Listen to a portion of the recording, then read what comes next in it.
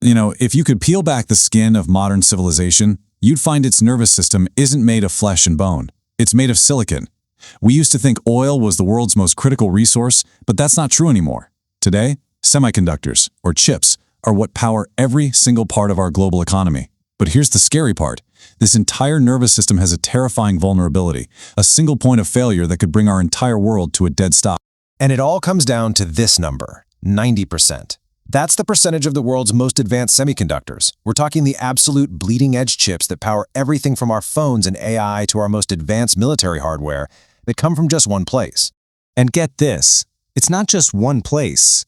It's one single company, the Taiwan Semiconductor Manufacturing Company, or as everyone calls it, TSMC. They're not just a market leader. They have a total monopoly on the technology that matters most. And here's where it gets even crazier. This single point of failure for the entire global economy, it's located on a tiny island that sits directly on top of a major seismic fault line. A big earthquake there wouldn't just be a local tragedy, it would be a global catastrophe. And on top of the geological risk, there's the geopolitical one. Taiwan exists in the constant shadow of China, a superpower that considers the island a rogue province. Beijing has made reunification a core national goal, by force if necessary. So this isn't some regional squabble. The entire global economy is effectively a hostage in this standoff. So how in the world did we get here? How did we let so much power, so much of our collective future, become concentrated in one vulnerable place?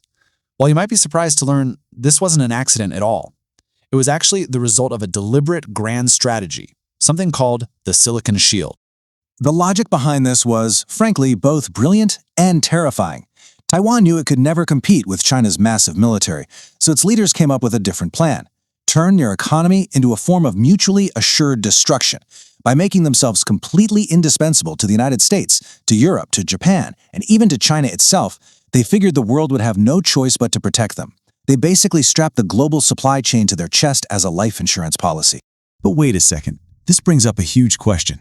The United States invented the semiconductor. We used to dominate the entire industry. So how did America just voluntarily give away the keys to the most important technology of the 21st century? Well, the answer lies in a business school idea that sounded great on paper but ended up going horribly wrong: the fabless revolution. So back in the 80s, American companies like Intel did the whole shebang. They designed their chips and they manufactured them in their own factories, or fabs. Yeah, it was expensive and complicated, but it gave them total strategic control. But then Wall Street got obsessed with this new asset-light model. The thinking was, why own all these expensive, dirty factories when you can just focus on the high-margin design work and outsource the manufacturing to someone else? It looked great for stock valuations, but it meant we were losing control. You know, this quote from AMD's founder, Jerry Sanders, it just perfectly captures that old-school ethos. Real men have fabs. It was about industrial strength, about building real things, about strategic necessity. But that whole mindset got traded in for higher quarterly earnings. And in doing that, America didn't just outsource the manufacturing, it outsourced the know-how, the innovation, the learning that only comes from actually making things. So this slow outsourcing created the perfect opening for a new player to rise. And the exact moment that rise became unstoppable can be traced back to a single, fateful, and what turned out to be a trillion-dollar mistake made by the company that was then the undisputed king of silicon, Intel. Okay, just look at this timeline. It shows a domino effect that literally changed the world. It kicks off in 1987 when TSMC is founded, but the absolute killer moment is right here, in 2005. Steve Jobs goes to Intel's CEO and asks them to make the chip for a top-secret project he's working on, the very first iPhone. Intel's CEO looks at the projections and says no, the margins are too low, not worth their time. So what does Apple do? They take their business to a much smaller company called TSMC. And that single decision had massive consequences. The iPhone becomes the most successful product in human history. And those hundreds of billions of dollars Apple pays TSMC, well, it funds their moonshot research. It allows them to master this insanely complex technology called EUV lithography that's using extreme ultraviolet light to etch circuits that are almost impossibly small. And by 2018, as you see at the end of the timeline, the trap had snapped shut. TSMC was years ahead of Intel, and America had officially lost the lead in making the world's most critical technology. And this leads us to the terrifying paradox of the Silicon Shield. The very strategy that was designed to protect Taiwan by making it so critical to the world, well, it's had an unintended consequence. It's now made Taiwan an even more valuable and even more irresistible prize for China. And this slide, this really drives home just how dependent the US has become. The entire AI revolution that NVIDIA is leading, it runs on TSMC chips. The incredible speed of Apple's MacBooks, yep, TSMC. But it's not just our gadgets. The brains of the F-35 fighter jet, the Javelin anti-tank missiles we're sending to allies, all of it runs on silicon made by TSMC. Think about that. The arsenal of democracy now depends on a foreign factory in the world's most dangerous geopolitical flashpoint. This dependency is so absolute that a really chilling fallback plan is now being openly discussed in Washington, D.C. The idea is that if a Chinese invasion looks like it's about to succeed and those factories are about to be captured, the U.S. might have no other choice but to destroy them itself. The logic is brutal. If we can't have the fabs, then nobody can. Turn the prize to rubble. But here's the thing. China doesn't even need to fire a single shot to cripple the entire world. Forget a massive D-Day-style invasion. The real threat is way more subtle and honestly, potentially even more devastating.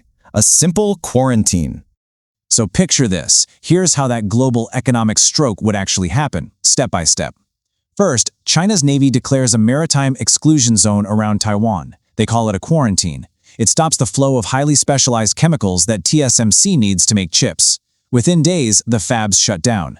Then, industry freezes. Car plants shut their doors. Electronics assembly lines go dark. It happens that fast.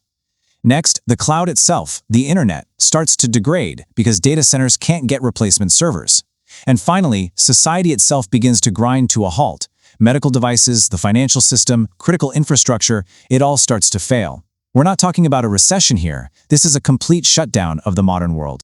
To really put this in perspective, think back to the 2008 financial crisis. That was a huge deal, and it caused a global GDP contraction of about 1%. A blockade of Taiwan?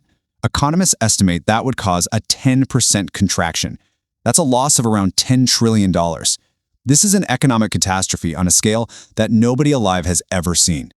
Okay, so the obvious question, the one you're probably screaming right now, is why don't we just build our own fabs here in the US?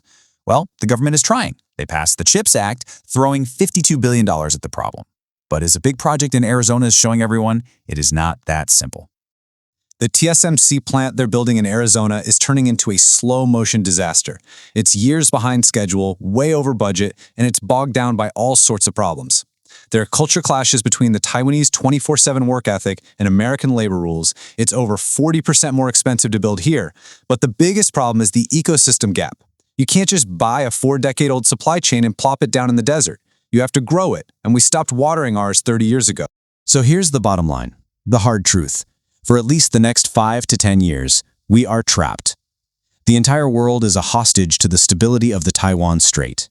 We made a decision, consciously or not, to centralize our entire digital existence on one fragile island. And now, we have to live with the consequences. This unprecedented situation, this centralization of a resource more critical than oil, it leads to one final and pretty provocative question. When a nation is faced with a true existential threat, a collapse of the entire system, how will its government react? Do the normal rules still apply? You know, we actually have a historical parallel for this.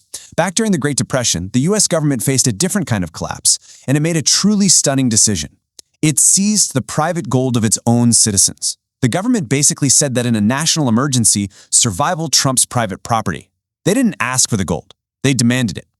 It really leaves you wondering, if the chips stop flowing, what desperate measures might be on the table next?